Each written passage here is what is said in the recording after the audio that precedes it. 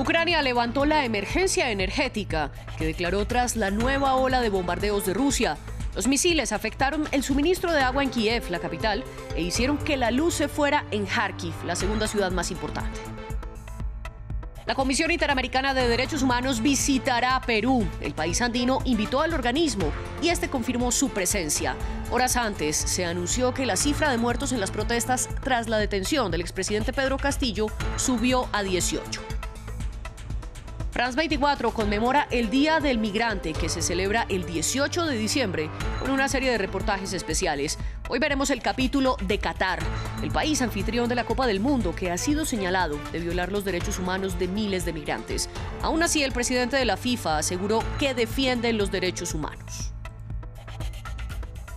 Bienvenidos a las noticias de France 24. Los saluda María Clara Calle y es un gusto acompañarlos.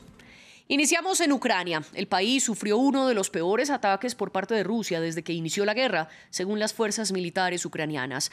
La empresa estatal eléctrica Ukrenergo ya levantó la emergencia en el sistema eléctrico que había declarado este viernes, aunque sostuvo que los bombardeos afectaron al 50% de la red energética nacional. Más de 70 misiles fueron lanzados sobre al menos 4 ciudades, lo que prendió las sirenas en 16 de las 24 regiones. En Kiev, los ataques afectaron el suministro de agua y en Kharkiv se fue totalmente la electricidad. Uno de los mayores ataques rusos contra Ucrania. Decenas de misiles fueron lanzados por parte de Moscú sobre Kiev. Los bombardeos fueron dirigidos contra la red eléctrica. 9 instalaciones generadoras fueron dañadas. A pesar del temor por su vida, los residentes en la capital, refugiados en el metro, no rendían su ánimo ante los embates del Kremlin.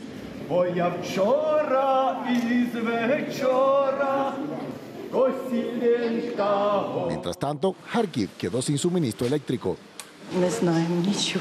No sabemos nada, internet está apagado y no hay conexión. No sabemos nada, pero la gente está saliendo, nosotros lo intentaremos también. La estrategia de Moscú está planteada, aprovechar el invierno como arma, según denuncia Kiev. Atacar nuestra infraestructura energética, hacer sufrir a la gente durante el invierno, es un genocidio contra nuestra nación. Pero debo admitir que nuestra moral es realmente fuerte y nunca nos rendiremos. Lucharemos hasta por cada centímetro de nuestro territorio bajo el control de nuestro gobierno y podremos devolverle una vida normal a nuestra gente y permitirles vivir en paz y prosperidad. El alcalde de Kharkiv calificó los daños en la ciudad como colosales. Al menos 60 de los proyectiles fueron derribados por las defensas antiaéreas, según el jefe de las tropas ucranianas. La Comisión Interamericana de Derechos Humanos hará una primera visita a Perú del 19 al 21 de diciembre para estudiar la situación del país, donde ya se registran 18 muertos en medio de las manifestaciones. El organismo condenó desde el 9 de diciembre los hechos de violencia que ha habido en las protestas contra la destitución y detención del expresidente Pedro Castillo. También llamaron a un diálogo serio entre las instituciones y la sociedad. Ayer Castillo le pidió a la CIDH que interceda por él, luego de que la Corte Suprema lo sentenciara a 18 meses de prisión preventiva. La CIDH anuncia que aceptó la invitación formal por parte del Estado para realizar una visita al país, expresando su disponibilidad para una visita técnica de la Secretaría Ejecutiva del 19 al 21 de diciembre y una segunda visita del relator país en enero del 2023. Hoy se cumplen 3 meses de la muerte de la joven Mahsa Amini, quien falleció bajo la custodia de la Policía de la Moral. Desde ese 12 de septiembre en Irán ha habido protestas sin pausa y sin precedentes. Mientras el gobierno habla de 200 muertos, organizaciones sociales dicen que son cerca de 500. Pese a que inició hace 3 meses, la revuelta en Irán no se ha debilitado y el régimen ha endurecido su represión. El lema Mujer, Vida, Libertad sigue resonando tras la muerte de Mahsa Amini, detenida 3 días antes de su fallecimiento por la Policía de la Moral por llevar el velo de manera supuestamente inapropiada. A la vanguardia de esta revuelta, los estudiantes iraníes, que se organizan de manera informal en Internet en ausencia de un líder, como en estas imágenes en una universidad de Teherán. A los estudiantes se unieron en su lucha minorías étnicas iraníes, pero también comerciantes y trabajadores que respondieron a las convocatorias de huelga general, lo que debilitó aún más la economía del país. Durante los últimos días, los iraníes también han celebrado marchas silenciosas por todo el país, como aquí en Tabriz. El 4 de diciembre, un anuncio hizo que el gobierno iraní diera un paso atrás. El fiscal general anunció la disolución de la Policía de la Moral, la misma que había detenido a Mahsa Amini. Pero tras el anuncio, la represión va en aumento. Desde el inicio de la revuelta, el 16 de septiembre, entre 14 y 17 mil manifestantes han sido detenidos. Las fuerzas de seguridad iraníes han matado a más de 400 personas, entre ellas unos 60 niños. 11 personas han sido condenadas a muerte, 2 ya han sido ejecutadas. Mohsen Shekari y Majid Reza Ghanavar, de 23 años, primer manifestante ahorcado en público. Según Amnistía Internacional, varias decenas de iraníes más podrían correr la misma suerte. Desde el comienzo de la revuelta, miles de civiles han sido detenidos. Sin embargo, algunos han sido liberados, como esta joven iraní de 17 años, que en estas imágenes estalla de alegría al salir de prisión bajo fianza. Se enfrentaba a la pena de muerte.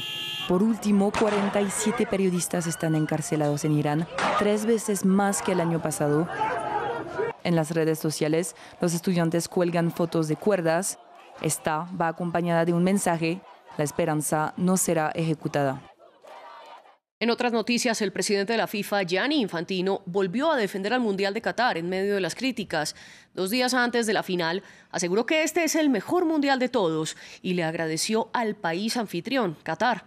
Esto a pesar de que fuentes de 6 gobiernos afirman que por lo menos 6.500 migrantes murieron entre 2010 y 2020 en el país árabe, construyendo la infraestructura para la Copa del Mundo. As I said, for me and for us, every loss of life is a tragedy. Como dije, para mí y para nosotros cada pérdida de vidas es una tragedia, y todo lo que pudimos hacer para cambiar la legislación, para proteger la salud de los trabajadores, para proteger la situación de los trabajadores, lo hicimos y sucedió. Lo que sea que podamos hacer para el futuro lo estamos haciendo. Seguimos trabajando en eso, tuvimos varias discusiones y estamos muy cerca de llegar a acuerdos. Esto sucederá en enero ciertamente. Un memorando de entendimiento con la Organización Laboral Internacional, porque queremos traer esta experiencia para el futuro y asegurarnos que podemos ayudar.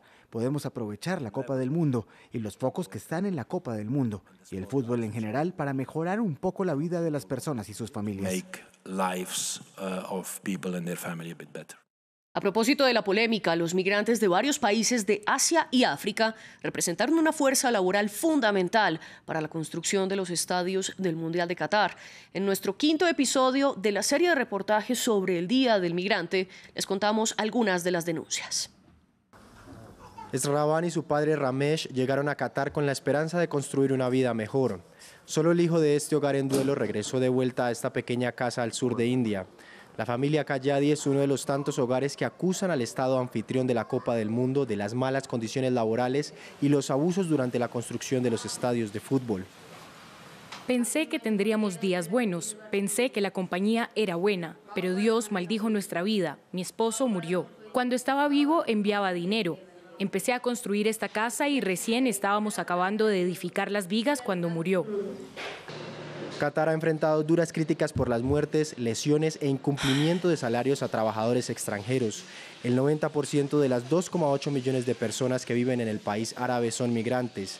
La mayoría provienen de países como India, Bangladesh, Nepal, Kenia o Filipinas. 6.500 trabajadores fallecidos fue la cifra que sacudió al mundo. Un dato suministrado por el diario The Guardian, que luego las autoridades de Doha contrastaron con tan solo 34 muertes de forma oficial, de las cuales solo 3 adjudicaron a un accidente laboral. Los funcionarios cataríes acusan a los críticos de ignorar las reformas y aplicar un doble rasero a la primera nación árabe en albergar el torneo, pues aseguran el país del Golfo ha introducido importantes reformas para mejorar la seguridad de los trabajadores y castigar a los empleadores que violen las reglas. Sin embargo, tiempo después, un alto funcionario catarí reconoció la muerte de muchos más. La estimación es de alrededor de 400, entre 400 y 500, no tengo el número exacto. Eso es algo que está sucediendo. Una muerte ya es mucho, así de simple. Sin embargo, creo que cada año mejoran las normas de salud y seguridad en las obras. Como la familia Kayadi, cientos todavía esperan los restos de sus familiares y la respuesta de un país que construyó la gloria de sus estadios bajo la tragedia de miles de migrantes. Hasta aquí las noticias, sigan con nosotros.